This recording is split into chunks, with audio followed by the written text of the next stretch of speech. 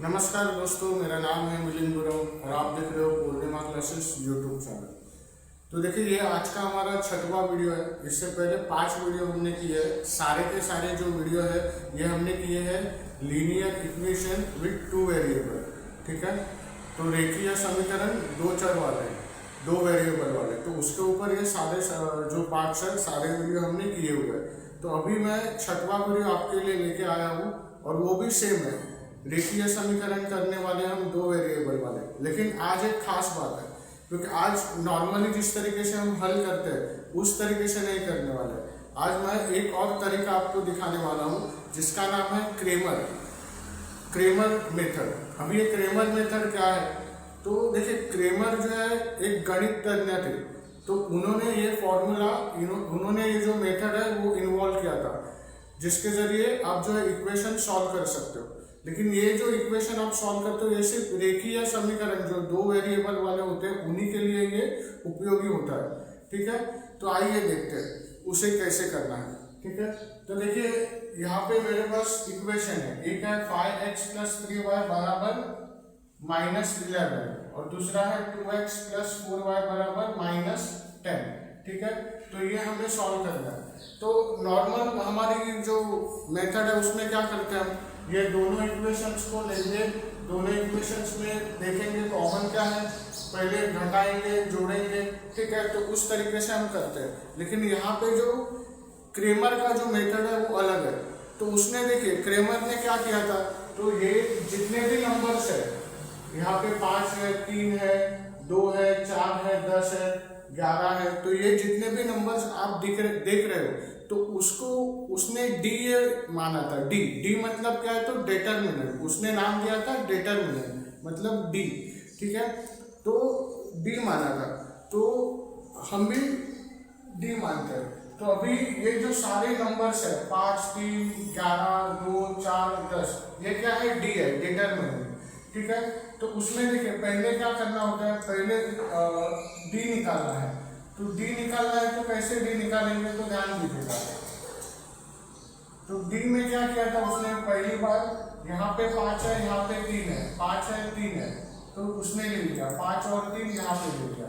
यहाँ पे क्या है, 2 है और 4 है, तो 2 और 4 यहाँ पे ले लिया। ठीक है, ध्यान दीजिएगा क्या किया है, 5 यहाँ पे लिया है, 3 यहाँ पे लिया है, 2 यहाँ पे लिया है, 4 यहाँ पे लिया है। मतलब जो इक्वेशन है, इक्वेशन के ये वाली जो साइड है, बराबर के ये वाली जो साइड है, उसके दोनों नंबर यहाँ पे लिए हैं, इक्वेशन के ये वाली साइड के दोनों नंबर यहाँ पे लिए हैं। ठीक है, तो ये हो गया डी। तो अभी इसका क्या करना है, अभी इसका तिरकस गुणना है। इसको 5 से 4 को गुनेंगे, 2 से 3 को गुनेंगे, तिरछा गुना करना है इसका। ठीक है, तो चलिए करते हैं। ठीक है, तो 5 और 4 का गुना करना है और फिर 2 और 3 का गुना करना है, 2 और 3 का गुना करना है। ठीक है, और ये बीच में माइनस करना है, इसका जो भी गुना आएगा, इसका जो भी गुना आएगा उसको क्या करना है, हमें माइनस करना है। ठीक है, तो चलिए करते हैं। तो 5 चक्कम कितना होता है, 5 चौक 20 होता है। ठीक है, 2 तिया कितना होता है, 6 होता है। ठीक है, तो ये 20 और 6, तो 20 - 6 कितना होता है, 20 में से 6 गए तो कितने बचे हमारे पास, 14। ठीक है, तो डी क्या आया हमारा, डी आया 14। ठीक है, ये डी का वैल्यू आया। अभी हमें और क्या निकालना होता है, तो अभी हमें डी एक्स निकालना है। क्या निकालना है, डी एक्स। तो अभी ध्यान दीजिएगा, अभी यहाँ पे जो 4 नंबर लिए हैं उसी तरीके से 4 नंबर यहाँ पे भी लेने हैं, लेकिन क्या लेने हैं, अभी डी एक्स निकालना है। तो एक्स तो ये है, ठीक है, यहाँ पे एक्स ये है, तो क्या करेंगे, बराबर के वो बाजू में जो अमाउंट है उसको पहले लेंगे, बराबर के वो बाजू में जो अमाउंट है उसको पहले लेंगे। तो यहाँ पे ये इक्वेशन में पहला अमाउंट क्या है, बराबर के ये बाजू, तो -11, तो इसको हम लेंगे -11। और अभी निकालना क्या है, एक्स, डी एक्स। तो एक्स के साथ क्या है, 5, लेकिन इसको नहीं लेना है। एक्स अगर निकालना है तो वाई का अमाउंट लेना है, एक्स निकालना है हमें, तो एक्स निकालना है तो कौन सा अमाउंट लेना है हमें, वाई वाला, एक्स वाला नहीं। तो क्या लेंगे, 3 लेंगे, तो क्या आया 3। ठीक है, अभी यहाँ पे क्या है, -10, चलो -10 ले लिया। अभी यहाँ पे क्या लेंगे, तो यहाँ पे 4 लेंगे। क्यों 4 लेंगे, क्योंकि x निकालना है। तो x के साथ क्या है 2, तो x के साथ 2 है तो 2 नहीं लेंगे, 4 लेंगे, तो 4। ठीक है, अभी वही क्रॉस मल्टीप्लिकेशन करना है। तो कैसे करना है, पहले क्या -11 × 4, ठीक है, माइनस, बीच में माइनस का साइन आएगा। ये क्या है -10 × 3, ठीक है। अभी सॉल्व करते हैं। 11 और 4 को अगर इंटू करेंगे तो 44 होगा और ये साइन आएगा माइनस, ठीक है। अभी यहाँ पे 10 और 3 इसका इंटू करेंगे तो कितना आएगा, 30 आएगा, बराबर, और ये माइनस का साइन आएगा। अभी ध्यान दीजिएगा, अभी यहाँ पे क्या है, ये 44 है जिसका साइन है माइनस, और ये क्या है माइनस माइनस क्या होगा प्लस, तो क्या आएगा 30। ये समझा आपको, ये जरूरी है। अगर ये इसमें अगर साइन में अगर आपका कुछ दिक्कत होता है तो फिर आपका आंसर अलग हो जाएगा, क्योंकि साइन का जो लॉजिक है वो आना जरूरी है। और ये साइन का जो रूल है मैंने ऑलरेडी सिखाया हुआ है, और उसका जो लिंक है, वो वीडियो का जो लिंक है वो मैं आपको डिस्क्रिप्शन में दे रहा हूँ, ठीक है, तो वो एक बार देख लीजिएगा, ठीक है। तो चलिए आगे करते हैं, ठीक है। तो अभी यहाँ पे क्या है, माइनस है, 44 का साइन क्या है माइनस, और 30 का साइन क्या है प्लस, तो माइनस और प्लस क्या होता है, माइनस होता है। तो 44 में से 30 क्या करेंगे, हम माइनस करेंगे। यहाँ तक समझा आपको, 44 का साइन है माइनस, इसका साइन है प्लस, यहाँ पे माइनस है यहाँ पे प्लस है तो माइनस होगा। तो क्या आएगा, 44 में से 30 गया तो कितना बचा, 14, और बड़े का साइन क्या माइनस, तो इसका आंसर को क्या साइन देंगे हम माइनस, ठीक है। तो ये -14 आया। ये क्या आया अपना dx, क्या आया अपना dx। अभी हमने d निकाला, dx निकाला, अभी क्या निकालना बाकी है, तो अभी बाकी है हमारा dy।